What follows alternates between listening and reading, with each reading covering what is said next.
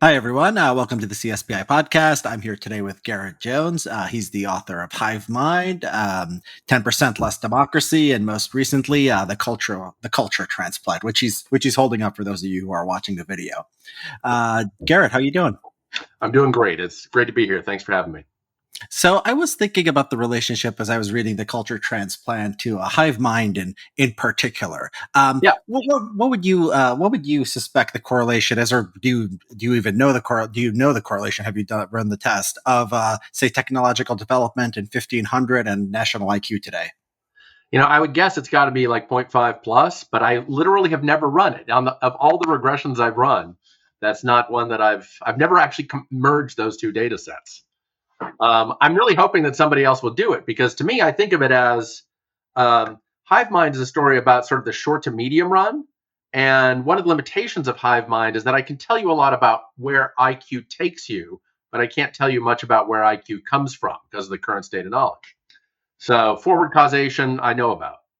Um, with culture transplant, I can say a lot more about the long run. I can say a lot more about where cultural traits come from. I can say that based on good evidence that these traits, these cultural traits, persist to a large degree for centuries with high likelihood. So Hive Mind, I think of as a story about micro foundations, about causal channels, about like where prosperity comes from at the micro level. And in a way, culture transplant is a very long run story about where prosperity comes from at the macro level. Yeah, but isn't there a simpler story we can tell? So it's like I felt like I got excited actually when you said in some part in the book we're gonna calculate every nation's SAT score, and I'm like, oh, Yeah, finally we're gonna talk about IQ. yeah. He's gonna bring Hive Mind in, but no, it was something else. Did you do that on purpose, by the way? I'm assuming I you like did. the contrast between IQ and SAT. And when I thought of it years ago, the idea of these three famous deep root scores that are created by others: state history, agricultural history, and technological history. Basically, what your ancestors were doing hundreds or thousands of years ago regarding states, ag, and tech. Um, like once I realized the acronym was SAT, I just knew I was going to stick with that. So I mean, it bothers me a little bit because let's say, okay, you can say I'm going to protect the weight of a nation from its height, okay, and I have measures of height, and then someone could come along and say, okay, I'm going to take the measure of height of 1500, from the yes, from the people, and it strikes me as sort of like that. It's like why do that when you have this, which it would explain 1500 too. I mean, it's interesting that 1500 and yeah. 2000 have a strong correlation. But why not just say there's one variable that seems to be driving all this stuff? Oh, the real reason why is because you can't. If you're talking about IQ as the contrast here, or test scores, however you measure them, it's that I really can't say as much credibly that is of good scientific quality about what changes IQ scores over time. I mean, and where they come from and how persistent they are. Like we just don't have the data that is to my standards. Like I'm happy to have people speculate about it, and I'm glad that there's further research going on in this area, but it's basically the question of when can I be pretty confident that a policy change will have a real effect? And with the deep roots literature, which looks at how the traits that migrants carry with them persist for generations, that's been tested well enough that we can check that. Nobody's run those kind of tests for IQ. So basically you can't credibly say, well, if our country brings in a lot of migrants from high test scoring countries, well, those high test scores persist for 3, 4, 5 generations. Like I have a hunch that that's going to kind of be true, but I can't point to real literature on it. Nobody's tested it. So basically, I'm wedded to the evidence. I have this sort of empirical macroeconomist bias for what can I actually say with a high degree of credibility. What has been checked by people more famous than me 3 or 4 different ways. And with cultural traits, we can say this because we can interview Italians in Italy and we can interview fourth generation Italian Americans and see that they're kind of similar. Yeah, I mean, but there are some, there is some research that I've seen that indicates that these things are pretty sticky. So, I mean, there's something that's very strong that gets down to causation that I think Brian Kaplan has talked about on his blog. That basically, if you look at adoptees, I forget which Nordic country, it might have been Sweden, Yeah. and they had the data, and then like they sort of they were all improved. Well, Like there's maybe half the gap, right? So yeah, coming from a low test scoring country and going to a higher test scoring country maybe closes half the gap. That'd be Yeah, the and so ballpark. you have immigrants to the U.S., you have immigrants to Europe, you Yeah. have, and it seems similar to the cultural data, right? Well, I mean, there I can't say that I'm really excited. That I've seen second, third generation tests that I'm persuaded by. Like, I'm happy to let people. Like, I'm glad to have other people do this. Right? That's the reason I wrote this trilogy. Is like I want to help other people do more stuff in this general area in a credible way. But I, so there's always, this is really a case where further research is needed, and I'm hoping that a younger generation of academics runs exactly the kind of tests you're thinking about, but for third and fourth generation migrants. Mm. So one question I had about this data, about these, these migrants going into the like third, fourth generation. How far do you go? You never go further than fourth, do you? Fourth is what we have with the with what I think of as the cultural persistence literature, and then we have this separate deep roots literature that checks to see how is a place doing, how is a part of the world doing in 1500, and if a country got a lot of migrants from that part of the world, how is that new country doing today? So basically, it helps you look a lot at the new world, and it ends up using the new world as a sort of horrifying sandbox for measuring the effects of migration on long run prosperity. Yeah. So, I mean, I was, a little bit taken aback because, you talk about fourth generation Swedish Americans, German Americans. I haven't met many of those. People are usually pretty mixed by that generation. And I thought there could be a kind of bias in the data. And, I wondered about this. Yeah. And so it could be, so like, okay, so one of the hints here is one of the studies shows, okay, there's less assimilation by the fourth generation than the second generation, right? They go backwards, they go back to Sweden or they go back to Italy, and they're intermarrying this whole time. And my suspicion is that people are identifying ethnically based on maybe some kind of stereotypes. Let's say I'm a guy who likes to wear gold chains, and I like to hang out with my family and kiss my mother. Maybe I am likely to identify as Italian. And the same thing with Swede. I mean, there's this bias in the sort of the demographic data for voting. They say Hispanics, they vote Democrat. Well, a lot of people who vote Republican end up no longer identifying as Hispanic and start identifying as white. So do you think that there could be something like that going on? Because the fourth generation versus the second generation, that's strange. It's hard to explain sort of in any other way. Oh, I think it's easy to explain if you think that actually cultural persistence is real through some mix of unknown channels, which could include genetics, could include just cultural focal points, sort of multiple equilibria things. But the culture and the genes are getting diluted. I mean, through intermarriage, aren't they? These people usually aren't pure, whatever background they are. Yeah, I don't know enough about to what extent people, like, say, in the U.S., right, the country we know best about. That's true. I mean, I think you can probably say it with greater confidence in a place like Canada. So fourth generation Chinese Canadians probably they think of themselves as Chinese Canadians because they're predominantly of Chinese background. So not because of like the way they dress or what kind of restaurants they eat at. So the fact that it's working in other countries too is probably an important sign that a lot of this is real, just cultural persistence. Yeah. Rather than self-identification. I've always wondered how much the self-identification channel matters, but I just can't imagine that it swamps it. So, yeah. I'm glad you opened the book. You opened the book with the story of Argentina, and Argentina is interesting because I think that one of the problems. I've gone back and forth on the immigration issue. I don't know. I talked to you. I talked to Brian. I have free market instincts. I believe in culture, and I believe these things are sort of sticky. So you can see how I'm sort of conflicted on this stuff. I think one thing I never thought of was, okay, is there a country where we could see it? They let in immigrants, and then everything collapsed. And I've heard of Argentina. Their economy, doing poorly relative to 100 years ago. But I didn't connect it to immigration. So can you talk about that? I found that particularly compelling. Yeah, sure.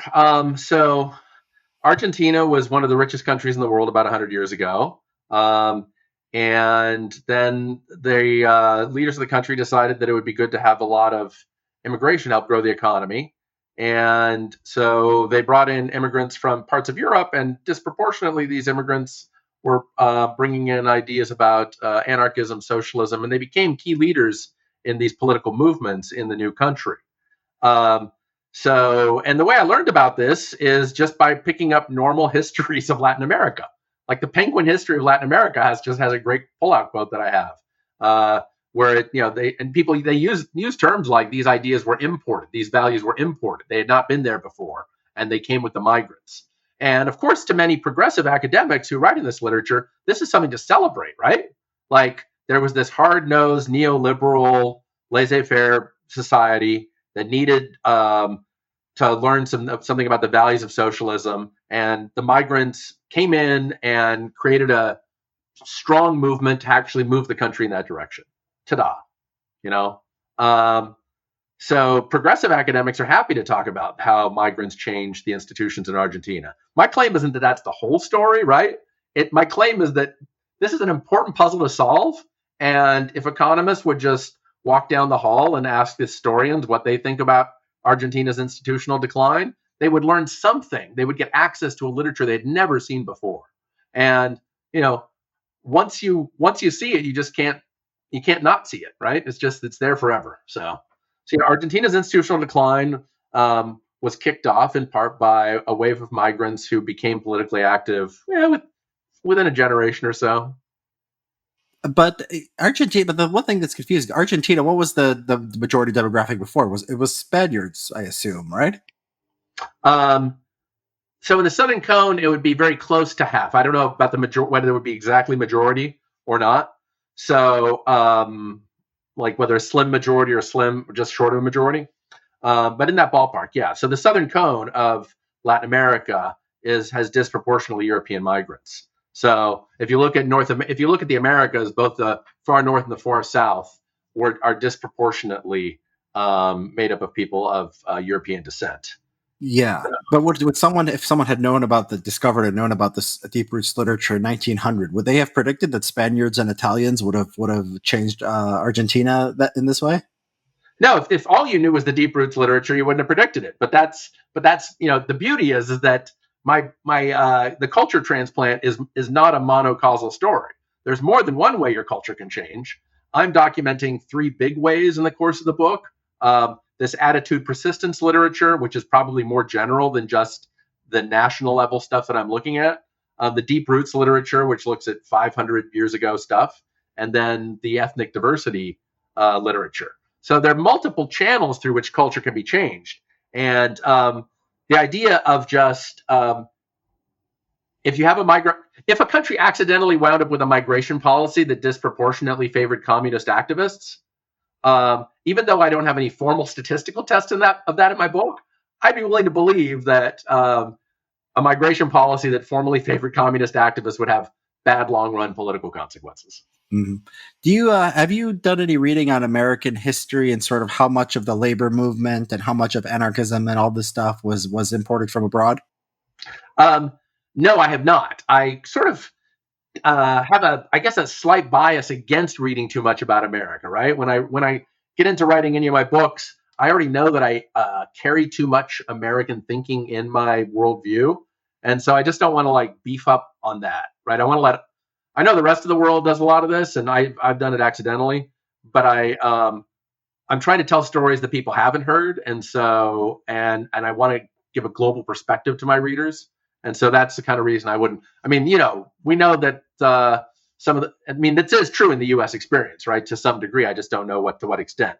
But it's so easy when you're reading the history of Argentina to see people talking about how migrants and their second generation descendants were key figures in this movement. Yeah. Well, I mean, when I was reading the book, I had a little bit of an opposite impression. It's like, how valuable is the cross-national data when you have, it's like, okay, you're trying to explain, say, like the average person's diet on their athletic performance, right? And then you have like LeBron James. And like you're trying to explain him when LeBron James is like such a unique individual, right? Like America is like a remarkable, country in a lot of ways. So I wonder, maybe we should just study America and maybe not pay that much attention. I think the opposite. I think America is the outlier, and so you don't spend that much time thinking about outliers, right? So, well, if you want to predict the future of the outlier, right? If you want to say something about immigration policy to America, maybe you would look at that the way you would look at LeBron, more specifically than diet principles more generally. I think you have to.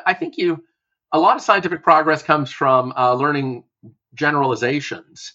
And case studies you run into a limit really fast when you try to just generalize from the experience of one country. I think like this is a case where I learned a lot more about the effect of money growth on inflation by looking across countries than I do from just say looking at the U.S. experience. So if you look at the U.S. experience over like 10 to 20 years, the link between money and inflation is kind of like, eh. You look at this global stuff, we have a few countries with hyperinflation, some with disinflations, and then you can really see like, oh, the quantity theory of money growth affects inflation in the long run and affects basically nothing else. You can see it much more when you look at these cross-country comparisons. So, yeah, I mean, How much do I want to learn about scientific excellence from studying Einstein? Should he be 90% of the story or like 2%? Yeah, but it depends on uh, if you want to predict the future performance of Einstein. I guess is the thing, because this is a Yeah, yeah, sort of yeah, an American. Uh, yeah. uh, this is a book about, I think, presumably American policy. It has applications if you're any kind of Western European country.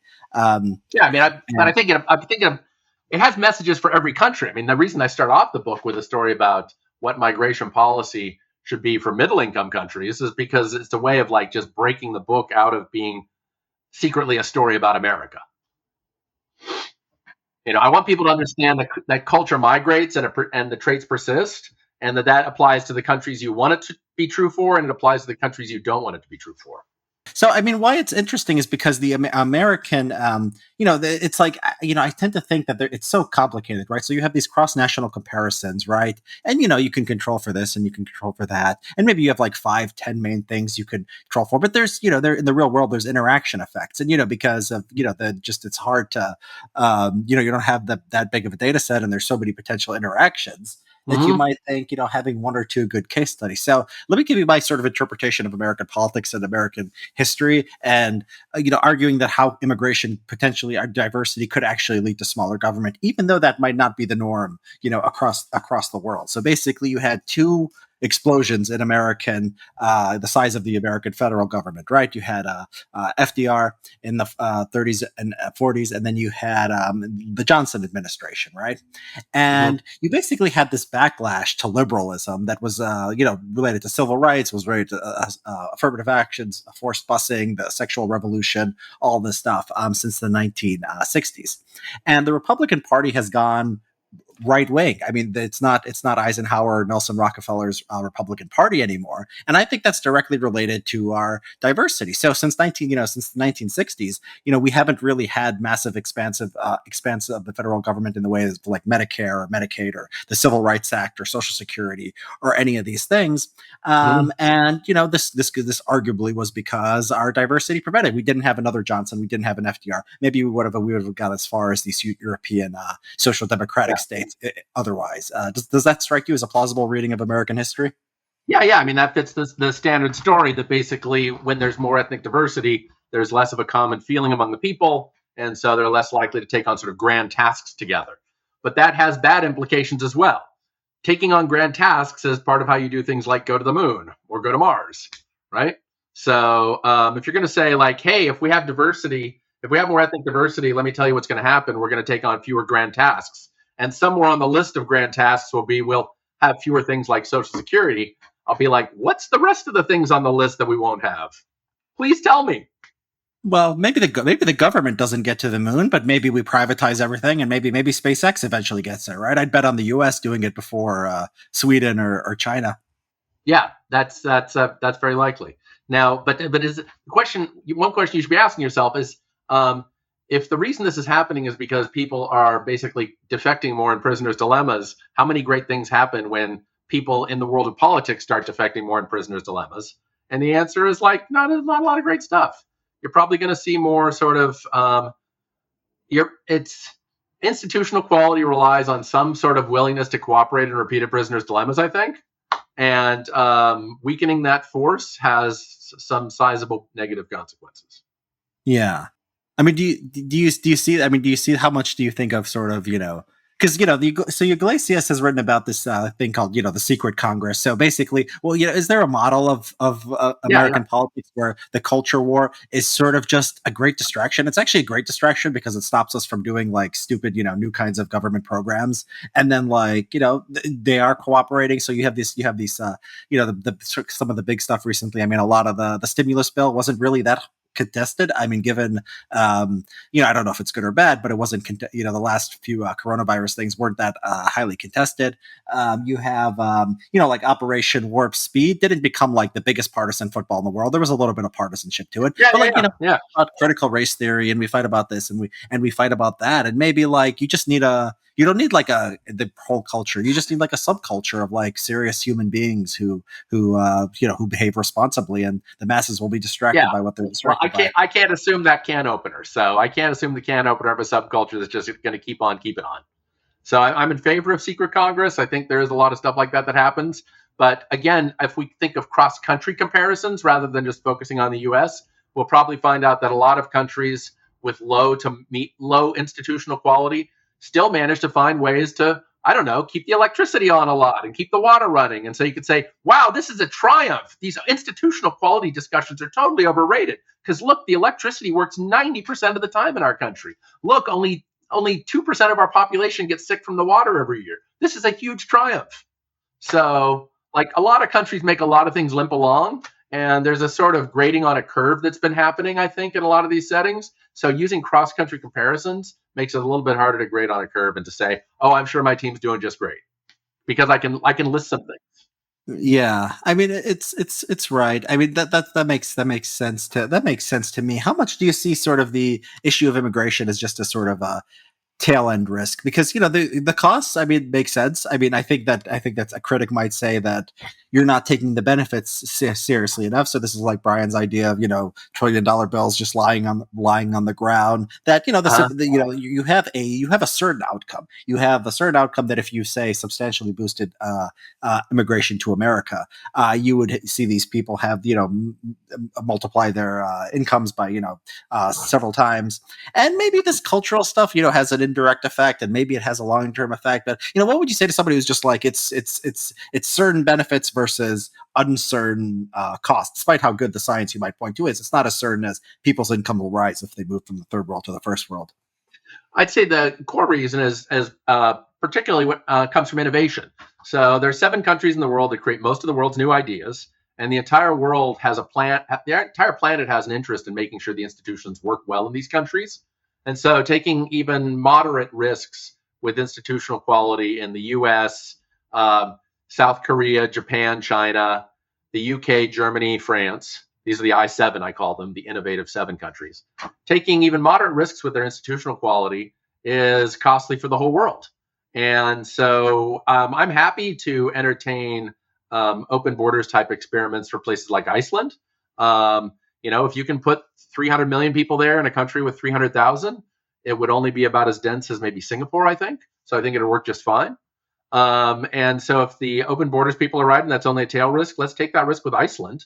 And let's not take it in a country that produces a wildly disproportionate portion of the world's scientific and technological ideas, which are shared worldwide. Yeah, that makes sense. I mean, I think that this is the that's the question I was starting to ask, but I sort of adjusted to something else. Do you see this as this is just like a tail end risk issue? Like you I don't could, see it as a tail end risk issue, but I like to steelman my case. So those who do think of it as a tail risk issue will probably be willing to be worried about a tail risk of persistent global technological decline. yeah. And a lot of what undergirds your sort of your arguments here is that you're a believer, a big believer in the median voter theory. I'm Mhm. I think not as strong a believer in it as you are. I think that a lot of the things like I think that there's sort of a lot of noise in our political process, like whether people even know or I do agree. understand Yeah. Yeah. what Yeah. people are. So like a lot of people think Democrats want to defund the police, and they send money. The liberals will say, oh, they actually send more money to the police, and it's not actually defund the police. You don't get defund the police. That's right. But whether people think you're defunding the police or think you're doing Oh, we this or did in think DC. So, I mean, by 10% or so. yeah, okay, so Yeah. they cut I mean, some, funding. They some cut cities funding. did really knock it down. Yeah. And so I mean Yeah. it does depend on this, doesn't it? Because look, I mean, the fact that the US doesn't have I mean, like the median voter theorem. There's something there, but I think the status quo bias is stronger. I mean, if the U.S. had gotten universal health care since the 1960s, it would have it today. And if it didn't get it in the 1960s, and so it doesn't have it today. It's just the status quo Oh, bias is but so notice a strong. lot of countries in the world have a so-called universal health care, but it's ceremonial only, right? And so anybody who can afford it just gets the heck out of the government-run healthcare, right? So we can't say like, well, there's this policy called universal healthcare. Like if it's just purely ceremonial, then does that matter that much? Yeah. And so, I mean, couldn't So, I mean, if you really believe in sort of the stickiness of just sort of the status quo yeah, bias in institutions, yeah. I mean, is that an argument that maybe immigrants won't change things all that much? No, because what it means is that what status quo bias gets you is it gets you persistence. It gets you something closer to what we in time series call fractional integration, which is basically things that are permanent until they're not. So, or something. So basically, what status quo bias gets you is a longer period between resets to what, say, the median voter wants. Mhm. So you might get some persistence for a I see. while, but then like when it comes time to reset, like there's going to be a new status quo at some point in the future, and it's probably going to be driven by what the voters at that time are comfortable with. Yeah. I mean, And if you were also, going to be, say, a strategist, yeah. also I think on top of that, yeah, I think that basically to the extent the median voter theorem is not the whole story, and I agree it's not. There's some sort of elite control theory, and if you're changing the cultural backgrounds of your entire population, you're going to end up changing the cultural backgrounds of your top 20% of your population. Are you worried about high skilled or high IQ immigration as much as the low skilled? Because there's a lot of, at least there's Switzerland. There's a lot of good examples of this. Groups with the background, the successful backgrounds coming together and it working out pretty well. Do you make that distinction, or do you also worry about the turnover in the I elite? mean, this book isn't the book for talking about high skill immigration in any great detail, but you're totally right. I mean, I'm with you that high skill immigration seems to basically, at least, it has strong positive benefits. It has the argument that it might create a lot of externalities. That seems pretty strong. Higher IQ people, on average, tend to be more trusting, and that's good for social capital. So, like, whatever sort of the concerns are that I'm discussing in this book, they seem to get mitigated when you have high skilled immigrants. Um, and that's so yeah, I'm that's certainly a plus factor, right? High skilled immigration is a plus factor in any good, well run immigration policy. Do you worry about the potential of sort of siphoning off the better skilled high IQ people from the third world and just not letting in any of the less skilled people, and then just the third world just sort of it has this cycle of despair? Yeah, this is something that's worth worrying about, right? Because the um, if a brain drain in the hive mind worldview means that you're losing folks who are really important in helping maintain and build the institutions of your country, right? So, yeah, high skilled immigration from poor countries to rich countries has a big benefit on remittances. They go back to the poor countries. This is one of Michael Clemens's piece of research. It's very easy to document. It's good.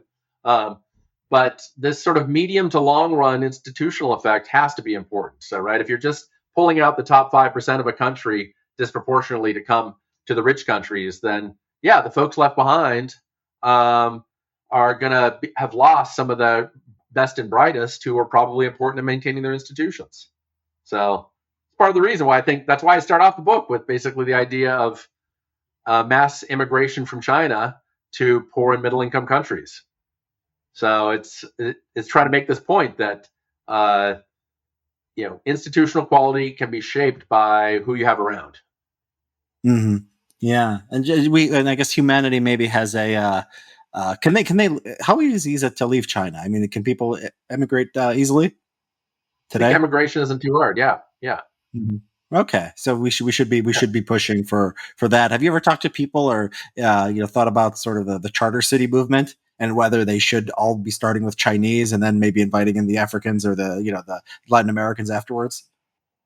I mean, I haven't talked with them. I mean, I'm a fan. I'm a cautious supporter of charter cities, right? I do think they have this problem of how do you get new rules to stick in a country that tends to have bad rules? That's sort of what the charter cities movement is trying to do. I hope it works well. But you're right. If you're thinking about where a country should try to get, you know, staffing is important, right? Who is on the bus is important, to use the old Ken Kesey line that is part of management culture now, right? So yeah, having people from cultural backgrounds that are correlated with success, you're at least helping yourself start off in the right direction. So it can be high skills, something measured by a test score, or whether you went to engineering school. It can be some kind of measure of 500 years ago, where your ancestors from a culture that had a lot of technological success. Either way, like just stacking the deck in favor of success on multiple dimensions is good, smart policy. And ignoring these dimensions, even when they're pretty robustly documented, is bad policy. And a lot of political correctness keeps us from trying to stack the deck in favor of success. Yeah.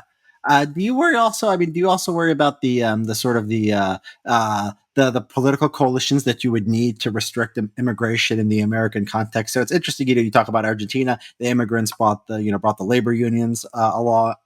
Labor unions ideas. And in America today, I mean, if you look at say within the right, people who are immigration restrictionists tend to be more in favor of free trade or less in favor of free trade. They tend to at least give hints of sort of being more friendly to organized labor. I mean, if that's the problem, we want to stop immigration to preserve free trade and an open job market. I mean, couldn't we just sort of be self-defeating if you have to sort of make political compromises that involve power people who believe in those bad things directly? That's totally possible. What I do think we need to measure, though, is what are the relative benefits and costs of these policies? I mean, I don't feel like being in meetings with people like that. Like, I don't feel like doing that. So I live in DC, so you sort of occasionally are around, in different meetings with folks, and you say, who do I like to be around? Who can I imagine working something together with? And I'm like, not those folks. I just don't like them. So it's just not my thing. But institutional quality comes in many flavors, and I think focusing on these the attributes of traits that help you cooperate in repeated prisoners' dilemmas are important enough that should swamp a lot of other concerns when we're trying to predict the future. Like, I might not want to get involved in this coalition building, but if you look at what's happened, for instance, look at what's happened in Swedish politics, right? Over the last few years, is that the Sweden Democrats, a party that has done some very bad things and had some bad leaders, has cooperated with these more moderate neoliberal style people on the right, and maybe they'll build a coalition that doesn't have the worst things. I don't know. This is where political coalitions are hard to predict. So there is I'm open to the possibility that basically the cure is worse than the disease. But institutional quality that has a lot of prisoners' dilemma cooperation elements is I just got to stop there. So I kind of wound myself up in a little U-turn there intellectually. So yeah. So the trust issue. I mean, whenever I see the trust data, I'm always a little bit suspicious because I was looking recently at a there's x-axis, there's y-axis, and then like I just cut off like Scandinavia, and I just didn't look at Scandinavia, and there didn't look to be a relationship between trust or anything. It's just like we know that these Northern European countries. Have you read Heinrich's The Weirdest People in the World yet? Yeah. And his one before that too. Yeah. So the Nordics are high on trust and they're high on, all good things. And, you could like say, okay, well, the trust is predicting all these things. And I just wonder if this is just like an artifact. You just found that, there's something else. It's like, I'm sure there are a million surveys we could do where the Nordic people would stand out from the rest of the world. If you asked about homosexuality or you asked about something, there's a lot of things theoretically you could think of. What basis do we have for believing that it's like this question, how do you trust people, is really the issue here rather than something else? I mean, I think the reason why is because it's in other parts of life, trust turns out to matter a lot. Trust and trustworthiness. And when we think, like, a whole lot of post 1960s microeconomics is about principal agent problems, which are really trust and trustworthiness problems. Like, how can the boss trust that the worker is going to do the job when the boss isn't there? How can share how can a shareholder trust that when he invests in a company, the company is going to actually try to maximize profits rather than just spend the money on fancy furniture?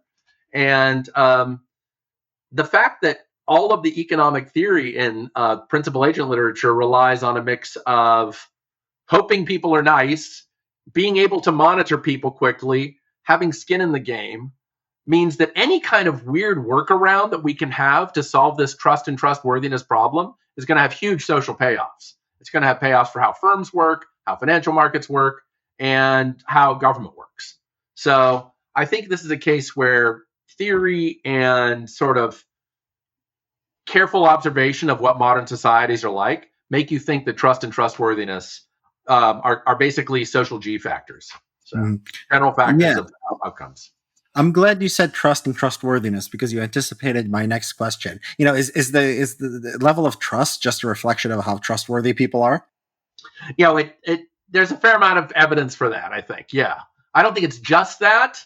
I do think part of it is probably are the stakes low enough that, like, if I get betrayed, it's no big deal for me, right? So I'm willing to trust my neighbor. But that is in turn a form of trustworthiness of having a rich enough society, I guess you'd say. I think a lot of I emphasize that trust is endogenous to trustworthiness, but there probably is its own secret sauce there too. Yeah, and East Asia, I mean, they don't score high on trust, do they? No, and Japan scores very low on trust, and yet they're very by trustworthy. normal measures of behavior that one looks at, it's a fairly high trust society. Yeah. So I wonder. Yeah. So have you ever thought?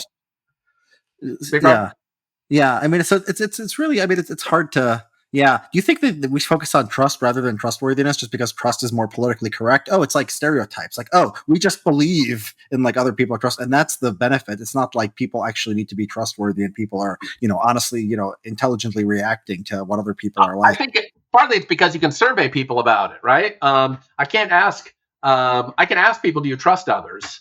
If I survey and ask people, like, are you personally trustworthy? That doesn't get me very far. Well, you have these. You could change the question to be, are people around you trustworthy?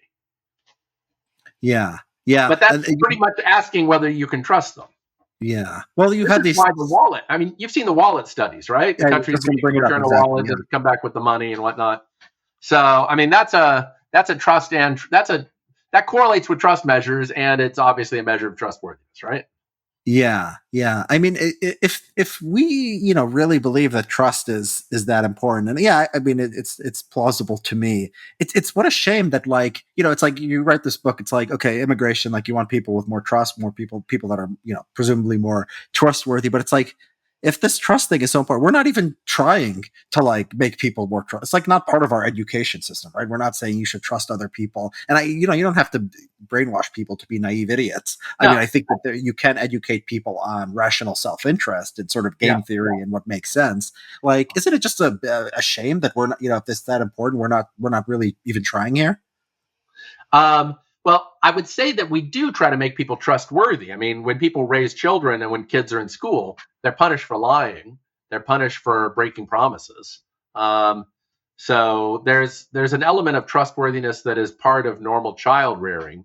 I don't think that's celebrated as a virtue in our culture to rip people off and not pay them back when when you say when you say you will. So I don't know. Would you disagree with me on that? I think that's right. But I think we don't make this. We don't make the I think we don't make like the strongest possible case for trust. Like I think that if you ask most people, like I think the median like Americans' opinion on like why are there rich people, it's probably something along the lines of they exploited someone or they did something. Maybe not in America. Probably the median PhD in a a lot of social science fields. And I don't think we do a good enough job of communicating to people sort of how far enlightened self-interest goes and just building the world. Like when we talk to little kids, we say you should share. It's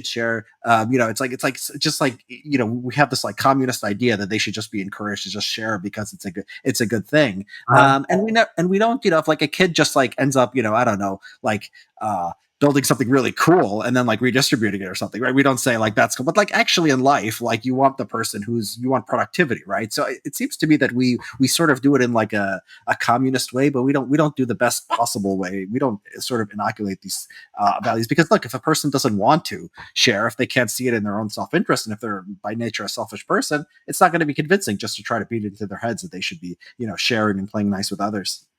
Yeah, and the flip side of this is that when people do engage in competition, so many of the game, I mean, almost all the games kids play are zero sum, right? So, and if I win the soccer game, you lose the soccer game. So, whereas the sort of magic of markets is like I can create a lot of stuff, and it kind of doesn't literally make everybody better off, but it creates a big surplus. So, and that's really where most of the good stuff comes from. This is Coasian bargaining, right? Like let's try to grow the pie. Um, and I'm happy to see that smarter people are more likely to grow the pie, but we seem to not.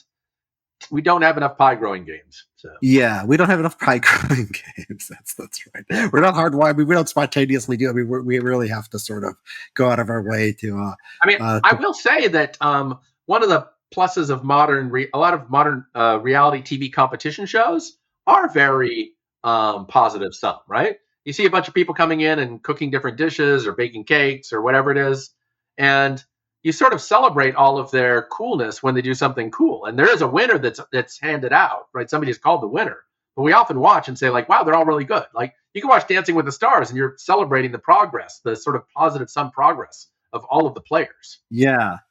Yeah, that's right. There's baking shows, there's cook shows. There's also shows that are purely zero sum, and I think those are also very successful too. So like Big Brother or Survivor. I don't know if you've ever seen these, but the rules are A long time ago. Yeah, yeah.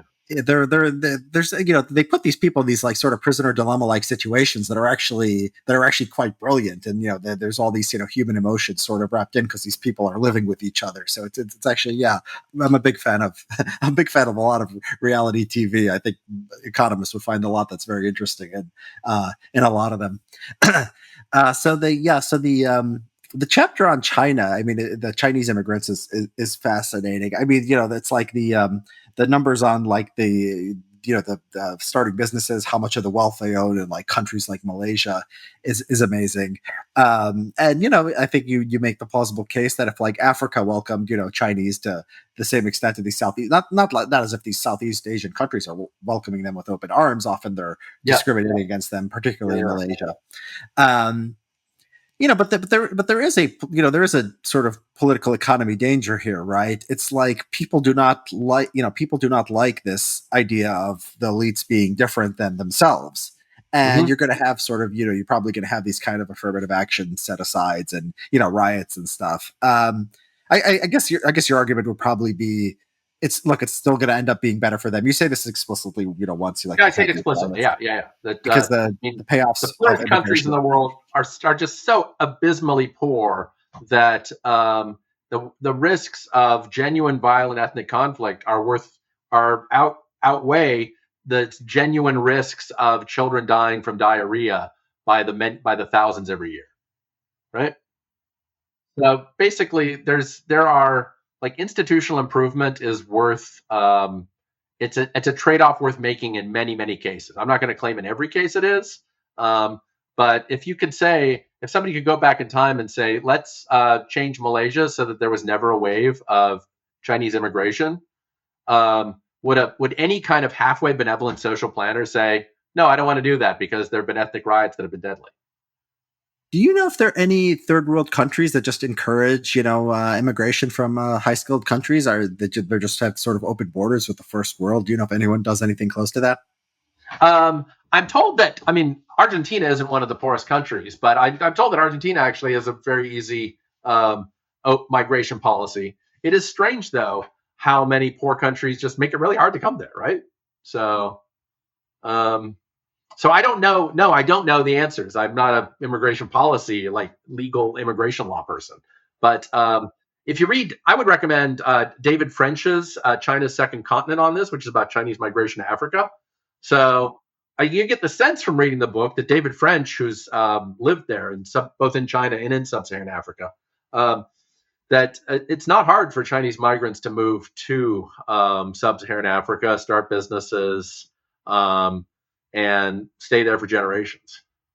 And what are the flows like? I mean, we hear about this stuff in the news, but is a substantial He's portion of the like public? he says maybe like 1 million people in terms of the flow right now in sub-Saharan Africa, which is tiny, right? It's not anything that would show up in any of the regressions that are being used in the culture transplant, right? So it's a pretty small flow. If you made Yeah. those 50 times larger, you would see something noteworthy, I think. Yeah, if it's easy to leave China, I mean, China is, their growth is slowing down. They're the zero COVID. I mean, they've looks like they've lost their minds with that. I'm surprised. I would be surprised that there's not more migration from China. It makes me think it might be Yeah, harder I for people suspect a not lot of want to leave. people would like to get out from because the zero COVID regime just creates uncertainty that now with some probability lasts for decades, with high probability lasts for years to come. So Yeah, maybe they actually. I've seen some reporting that the people are actually they're pressuring the government not to take off the COVID restrictions. That yeah, so it's there was median one city, voter. Chongqing. I don't know how you say it, but that city in the Okay. southwest, Yeah, yeah. where basically there was I think there was a COVID outbreak, and like they had some numbers on the public transportation. It's like 80% or 90% of something people stop traveling on public transportation. So it seems like they are. Legitimately freaked out by COVID. So maybe they're afraid to go to the rest of the world. But you think Yeah. that some would, right? You think that's you've seen this stuff about. It seems like the people who are wealthiest are you hear about this exodus from Hong Kong Hmm. due to a lot of the COVID stuff, and I expect I think if they keep up with this, it's got to spread to the upper and middle classes, right? So maybe zero COVID, maybe you'll get your policy wish where they all end up in Africa or Latin America or something. Yeah, I mean, and more in Southeast Asia, like Chinese migrant communities in Southeast Asia have done a lot of great things, and they continue to do more. So Yeah, yeah. So on the question of democracy, I mean, have you since you wrote 10% less democracy? I mean, have your views changed? Because a lot has happened in the world. We have zero COVID. We have the war in Ukraine. We have the democratic West response to the war in Ukraine. Has you changed your mind on anything? Because I've changed mine a lot, and I just want to wonder, what you think. no, I mean, I think that that when the comparison is always the elites versus the actually existing masses, not the masses that I would get if I could persuade them that I was right. Right. The way a lot of things seem to work is people compare the elites to their ideal version of the masses, one that's not corrupted by whatever evil force people think are corrupting the masses. So the actual existing elites versus the actually existing masses, I think the elites are doing pretty good. So Yeah. Would you go as far as there's a guy who was an FDA economist, and he was named Richard Bruns, and he said something recently on a podcast. He said, our current elites, for all their flaws, are the most moral elites in human history, or something like that. Would you go uh, as far as he does? no, I mean it's almost a tautology because he's probably going to define moral as um, people holding the views of elites today, right? And so, since morality has changed every 20 or 30 years, I mean, I like a lot of those directions, but um, he's pretty close to making it definitionally true. I don't. So, I mean, yeah, not a. I think if you asked Americans, well, that would predict. If you asked Americans, are elites the greatest people in human history? They yeah, wouldn't. They I think five they'd percent of probably say people. no. They'd be like, well, George Washington was better, right? So, Exactly. So yeah, yeah. So yeah. The yeah, but I mean, what? part of that is because the average American doesn't know what anybody else was doing before like 6 months ago, right? Right. They can, to them, like, Abraham Lincoln and Gandalf lived in the same time period.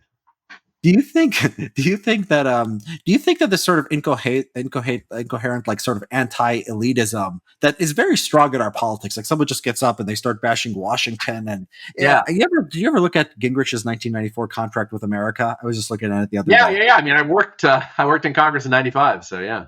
Okay. Well, it's interesting to me because like the stuff that's there, I found it so cheap. It's like cut the staff of Congress, right? Is like one of his Yeah, biggest things. And I'm like, it's like, okay, make Congress subject to the same rules as everyone. And it's like these that was things that super are just popular. like, Yeah, yeah, and it was so successful politically. And it's yeah, like the yeah. idea was like all you would do is you would go to the people and you would say the elites are bad, they're cheaters or corrupt. Not even it's sort of like ideology free. Like, okay, balance the budget. Don't give them any like trade-offs on like how you balance the budget. Just say balanced budgets are good. You have to one of them is like you need a constitutional amendment, either balanced budget and there was like, 2/3 to raise taxes or something like that.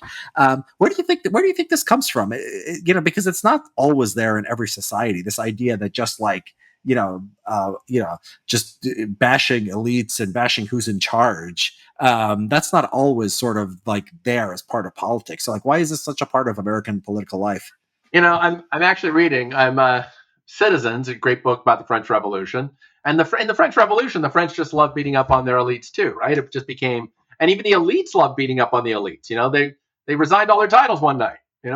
August 4th, 1789, right? So, um, and I don't know what the cycle is of coming and going, but the elites are rarely held in super high esteem, and people are. I do think people sort of want to blame their local god when there's a failure, right? And so the elites are their local god, and so they want to sort of bring down that sort of defeatable god. Is there anything in your view that elites could do to sort of diffuse some of this? I mean, a lot of it is showing that. So this is it's very clearly like involves doing contradictory things, right? So there are all the formulas involve a bunch of contradictions, right? So you're supposed to show that you're in touch with the people, but also separate from them, right? So it's a little bit like the Christian view of being in the world but not of the world, right? So every monarchs have had to wrestle with this, right? So the movie. The movie that was about how Queen Elizabeth dealt with the death of Princess Diana is all about this. Basically, how do you adjust your role? Um, Emperor Hirohito had to wrestle with this when he first came to the throne, well before World War II. So there's this balance between, not even a balance, a fusion between being comfortable with the people and being clearly above them. That seems to be crucial. And the problem is that because these are both cultural acts, and because cultural acts all have multiple interpretations, people can just reinterpret what you've been doing for the last 10 years as being elitist rather than populist. On a dime, right? It's all about coordination games. So Yeah. cultural norms. Yeah, but why? But why? But the question is why? Why across time does it change so much? So, like, people, do they always have the elite in high regard? Apparently, they did in the 1950s. If you ask them, like, is the government going to do the right thing most of the time? Apparently, stuff like that used to get Okay, yeah, that's a good point. Yeah, I mean they yeah had very. one in World War II, so We'd won World War II. So, maybe the Americans would have respected their elites more, right? So yeah. So if you look up, trust in government, I mean, it's widely varies. I mean, I just pulled it up. It was, Switzerland, India, yeah, Norway, India is a little bit of a strange, outlier. Russia apparently was, 2014 had very high trust in their government. So it does seem to vary, not very predictably regarding, relative to government quality, right? It just sort of, it's strange. It's sort of like, it's like, is it just sort of, sort of liberalism plus is the diversity here part of it too? Do you just think that the government sort of like our elites, for example? I think that a lot of white Americans see them as overly solicitous towards the concerns of minority activists, and that turns people against them. And if people are overly solicitous towards white Americans, rural white Americans, minorities can turn against them too. Do you think this is another just cost of diversity? obviously, like people are looking for focal points that are signals that you don't care about my team enough. And ethnic diversity, unfortunately, makes it easier for people to find those focal points, right? So that's just it's one more reason and so if you see cultural attitudes towards elites as being culturally driven, then you're going to be thinking in terms of multiple equilibria. And you're going to be wondering what the focal points are that would make people lock onto one rather than another. And um, having a more broadly shared understanding of the norms of society makes it easier to lock onto one equilibria, and having polyvalent, very diverse forms of what's right and wrong means you're going to have multiple equilibria. And multiple equilibria seems like cultural chaos to people. So, yeah. I mean, it seems like a lot of countries, think about the 1500s and how after the religious wars of the West, Europe had to come up with basically a whole new set of cultural norms that were basically ways of saying we're just not going to think about religion. So, yeah. at least in our public sphere. And that was a cultural act. And before that cultural act had been completed, it was very easy for every discussion to really be a discussion of in-group versus out-group. And ethnic diversity creates those similar kinds of focal point problems. So. Yeah. So I talked to Dave Bernstein not that long ago, who's a GMU law professor. He wrote a book on the history of racial classification in America. So does that, I mean, what you're, and he talks about, we want the separation of race and state as sort of a goal. Is this a way sort of out of this dilemma? So maybe if you looked at like chances of civil war based on diversity in Christian denomination, maybe in the 16th century, maybe that would have been a very good predictor. It's probably not a good predictor in the 20th century. Is that where we could get to? I mean, could we potentially, if we have a cultural idea that separation of race and state as strong as the separation of church and state in the U.S., maybe we can have more open immigration and not have to worry that much about it? I have a hunch that that's not a good equilibrium. And here's what I'd say. I have a hunch that programs like affirmative action in some form or another are an important part of keeping together an ethnically diverse society. So basically, people can't not think about it, and so therefore, since they are going to think about it, addressing it in a way that balances the benefits against the costs is the way to do it. If I wanted to point to a country that's tried this separation of race and state, that's another rich country. France has tried to do this, right? It's very, as you might know, like it's very hard to collect demographic data separated by ethnicity or so-called race in France, and it's because it's just illegal, right? It's basically impossible. So, is that working out great there? Is that a great solution? I mean, I have my doubts. I think that basically there's a sort of Brian Kaplan element here too. It's a sort of cultural pacifism. There's a cultural pacifism case to be made here, which is that resolving some of these conflicts about inequality that correlates with ethnicity through affirmative action programs is probably the least cost way to address those problems.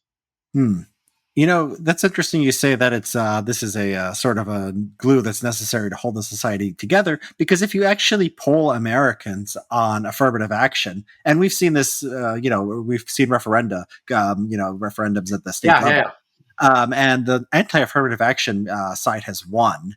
And this is despite our elites being really obsessed with racial classification and our government teaching people how to do this. So maybe it's not. I mean, maybe the color blindness, does have some deep root in American culture that we can sort of coalesce around. It's just, the elites, maybe, they're better on most things, but maybe on this issue in particular, they're bad. And, if we somehow overcame them, we'd have a better, we'd get along much better.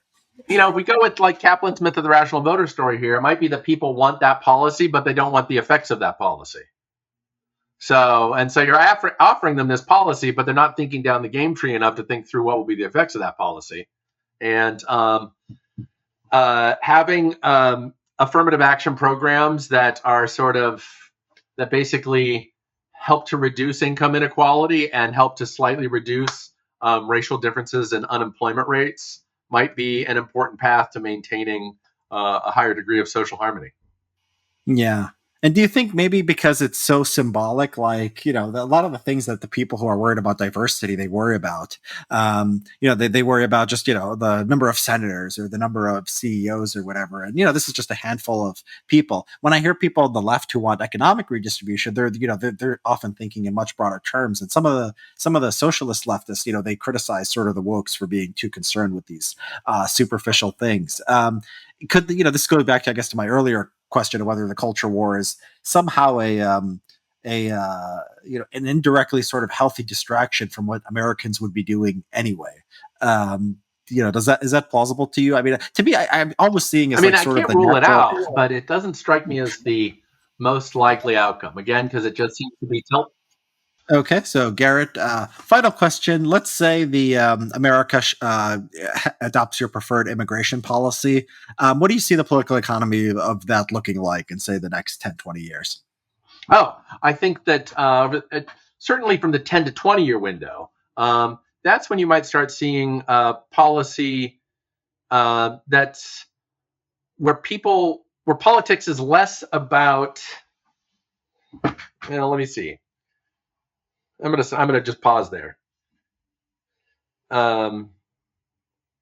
So if we focused on an immigration policy that was a balance of, say, focused on high-skilled immigration and that gave some small number of plus points, some sort of points for people who came from countries that had high ancestral experience with economic success. I think together what you would get is an American politics that was more willing to engage in win-win thinking, especially if the numbers were large, right? So I think less of economic policy ends up being about redistribution and more ends up being about growing the pie. I think it gets a little bit easier to follow YIMBY policies where people say, yeah, let's build some more houses. And I know some people will be hurt along the way, but it's worth it. I think you'll probably tend to get more technological progress. You get more support for sort of reasonable levels of patent protection. It's a little bit utopian, but I think it's exactly what you get if you just basically push in the direction of creating a population where more people are interested in technology, more people have higher test scores, and more people have ancestral experience with economic success. I think you wind up with basically more win-win thinking, a little bit less social conflict, and a path of greater productivity that's shared around the world. Have you ever, have you ever read Rod Unz's theory about how low-skilled immigration made Silicon Valley possible more than high-skilled immigration? No, I've never heard about this. No. Okay, so he says that East Palo Alto, which is right next to Palo Alto, was basically one of the most violent places in the country, and that it was hard to build anything in Palo Alto because you would take the wrong exit on the highway and you'd end up in fear for your life. And so he says the low skilled immigration came, it displaced a lot of the natives, the crime rate went down, and then Silicon Valley was able to build itself. And I'm telling this story because there is sort of an effect where immigrants, if you think about them as sort of willing to move into urban areas, you do imagine they would probably reduce the crime rate. Have you ever thought about that as sort of a as a sort of way to improve our inner cities, if the cities are important for sort of, as they are, of course, for technological cities are important for technological progress. And yeah, you're right. You're right about an important fact, which is that first generation migrants in particular tend to have quite low crime rates and tend to sort of be, in a way, head down and getting a lot of great things done. And then their children, get more educated. And sometimes this is something that happens in the cultural transplant literature a lot, right? Which is you find that the first generation immigrants are these sort of, they really do embody the ideal of the migrant who's like working hard, may not have formal education, doing good things, causing fewer problems than the average American does, because the average American does create problems. And then it's the second generation that often reverts to what the cultural transplant theory would predict. So I'm open to the idea that first, this is, in a way, this is the sort of Straussian reading of some of these YIMBY approaches that say we should have a lot of migrant visas for the most depressed cities in America. I think of that as basically a Straussian sort of left of center way to impose de facto far right policies as part of urban renewal. That's interesting. Yeah, I have to say, I don't. Yeah, if I was gonna guess, and it's just a guess, what would be like, if we cut off immigration, part of me thinks maybe nothing would change. Like the actual numbers don't really matter as long as there's like one illegal immigrant. Like you could put on Fox News or something, people would be like, Yeah, okay, like their politics would be exactly the they would same. just they'd love to rave about that. Yeah, terrible. Yeah, and then part of me thinks that maybe we just sort of go back on the social democratic path. That's sort of this is sort of the this is sort of the just the natural flow of democracy. That's where it moves towards social democracy, and we are sort of anti-elitism, are sort of all kinds of dysfunction are sort of a sort of like a roadblock to that, or a speed bump at least, to where we're going. But you're right. I mean, you when you talk about sort of it just maybe delays, maybe one day in 30 years we'll have an economic reckoning, where the socialists will gain every part of government and be able to do whatever they want. You could be. It's not that it ends up being socialism. It's just that it probably just ends up being crummier policy making, right? Maybe it ends up being socialism, right? But maybe it ends up just being sort of crummier policy making that makes it harder, makes the legal system kind of work less, makes everything clunkier. When I look across country, when you look across countries and say why are some countries a lot richer than others, it's not really strong social democracy versus raw laissez-faire capitalism. I mean, that's not the issue. It's like it's more about having a legal system that's functional, that can get things done in a reasonable amount of time. The cliche that institutions matter is true, and part of institutions is just being a country where things kind of work. Yeah. And Are you worried? 20 or 30 years from now is when you start moving toward a country that's a little bit less of a place where things kind of work. Yeah. So, like judicial quality, for example, would be very important to you. Are you worried? I mean, have you seen the data on the Biden judicial appointees, where they're like now like all women and minorities? Apparently, I mean, the black overrepresentation, Hispanic overrepresentation seems like a lot of affirmative action going into these judicial nominees. Do you see that as potentially concerning? I think the filter is so strong for the nominees on average. I'd be curious to see like whether the filter, whether the actual set of skills of this new wave of nominees is much lower. I mean, it's hard to tell from the outside, right? 20 years from now, we'll have enough judicial decisions that you can actually do econometric analysis on this. But I do know from the board literature, from the literature on corporate boards, that it's really hard to find serious evidence that diversity sort of pushes for diversity on corporate boards is actually hurting corporate performance. And I think of that as a similarly selected group. So I think that to me would be my pretty well tested comparable case.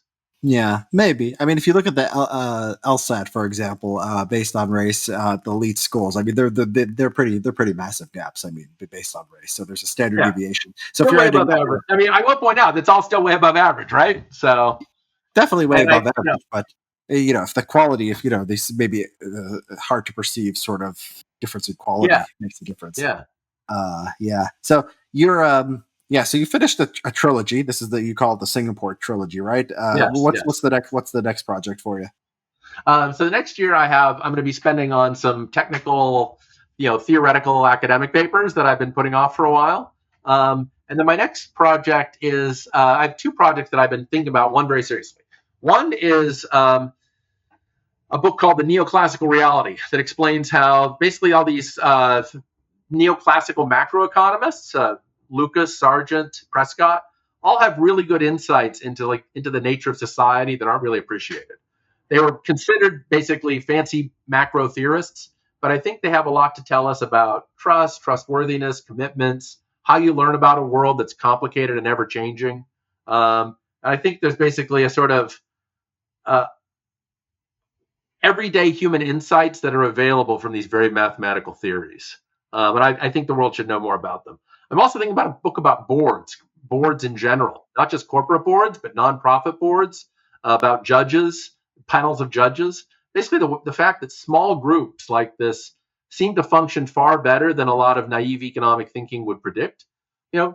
Nonprofits with like no incentives at all for good behavior can still crank out really good management outcomes. And I think it's worth thinking through why it is that this works. My late colleague Gordon Tullock thought about this in the context of king and council. There's a lot of libertarians or small subset of libertarians who romanticize monarchy. But as Gordon Tullock pointed out, kings were almost always controlled by councils. And these councils were small groups that were basically like a corporate board. And they could really tell the king what to do a lot of the time. Chinese emperors lamented this, right? Like, why I'm the emperor? Why can't I do stuff? Well, there's all these advisors who say you can't do it. Yeah, but this sounds like an equilibrium. Why is this king and council outcome an equilibrium? Why do boards work so well, even when the incentives are weak? Yeah, but you seem but you're a big fan of democracy, presumably, so you don't agree with those libertarians who like monarchy, right? But you're saying that it does work within. I'm here to point out that like the naive but intuitive story that monarchy should work because the king has skin in the game, 100% equity ownership. That's never the equilibrium, right? The king ends up sharing power with this board, and the board ends up probably creating a lot of the value of the organization. So, and this is true in corporations where privately owned, you might, in our classes, we teach that there are these unitary entrepreneurs who own the whole firm, and so they have the right incentives to make the pie grow. That's not what happens, right? There's a CEO with a very tiny share of or a president maybe, and chairman of the board with very tiny shares of the stock. And they're really controlled by the corporate board who have very much smaller shares of the stock and who are sort of lazily paying attention to how the firm is run. And yet somehow that's the best way to run a firm we've ever come up with. Having like 20 people who are halfway paying attention, halfway mostly inattentively monitoring the firm seems to be the way we actually decide how firms get run. Interesting. So okay. True for corporations. It's true for what we think of as traditional monarchies. And in between, to some extent, it's true for presidencies as well. It's a little bit hard to document there, but presidents are often, creatures of their staff, and they place great weight on what their staff is telling them. And what was the first book you said? These neoclassical economists, they had these insights. What are neoclassical reality. Basically, the neoclassical economics has some real insights into the nature of our mostly opaque world, and that basically Lucas, Sargent, Prescott, all Nobel laureates now, they had good ideas about how you learn about the universe when the data just do not want to cooperate with you. So it's like a philosophy of science thing. It's not really a. Yeah, really. Yeah, it's closer to a philosophy of science, but with news you can use. Okay, yeah. That one sounds very interesting. Yeah, I would like to. Yeah, I think one of Lucas's best ideas is known as the Lucas critique, and it's the idea that it's a step beyond correlation is not causation. It's that correlation is not policy manipulability. So if you just looked at raw data on the number of attacks at Fort Knox and the amount of manpower at Fort Knox, you'd see there's no relationship at all because there's never been an attack on Fort Knox. So a naive statistician could say, we could just get rid of all the security on Fort Knox. It's been a total waste all these decades. So why don't we just get rid of it? But that means ignoring the Lucas critique, which is we know people have been paying attention to the fact that the place is guarded. If we got rid of all the guards at Fort Knox, someone would just come in and knock the place over, take the gold. How does this build on, or how is it related to, say, just Bayesianism? Like you have this prior that, people would steal gold, and therefore you probably want some security at Fort Knox. I mean, how's the Lucas critique sort of different than that?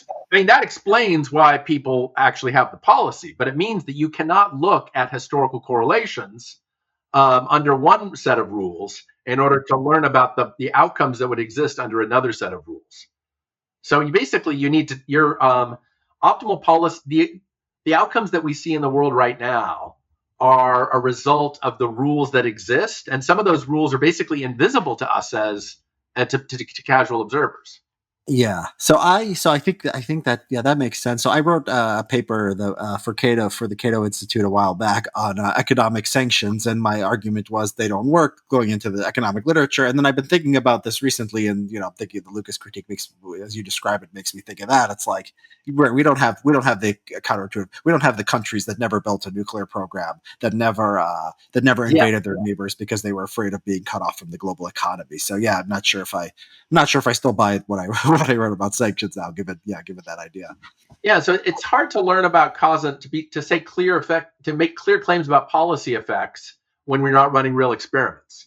And even if you do run experiments, you're really limited in what you can interpret from that experiment. So basically, it's a reminder that social science is hard. So I like that. Yeah, I really like that. Have you ever looked at I wanted to write an essay along these lines, but it was something about like the minimum wage debate. And like somebody will say it increases employment rate, and the other person will say it doesn't increase the employment rate. And I just feel unemployment rate, and I just feel like it's so there's so much invisible that you're not picking up on that, right? yeah, Um, that's why you need a vast empirical literature, right? you need a vast empirical literature, but I mean, it seems It- like it's probably hopeless. I mean, there's so much that's unseen that yeah, like we have like a minimum wage that's like nobody's minimum wage is zero, right? So we don't have that counterfactual, and so you don't know like what kinds of creativity, what kind of social arrangements would be if you could just have interns where you could pay people $2 an hour. You don't know like how good that would be for like the lower class. I have an intuition that it would actually be good if you could take some unproductive people and just give them something to do with their hands. But changing the minimum wage from $8 to $9 an hour and comparing these two jurisdictions is not going to give you that, right? So it's hard. And yeah, I would read that book. I think that sounds very interesting. no, Okay, thanks. well, it's been great talking to you, Garrett, and until next time.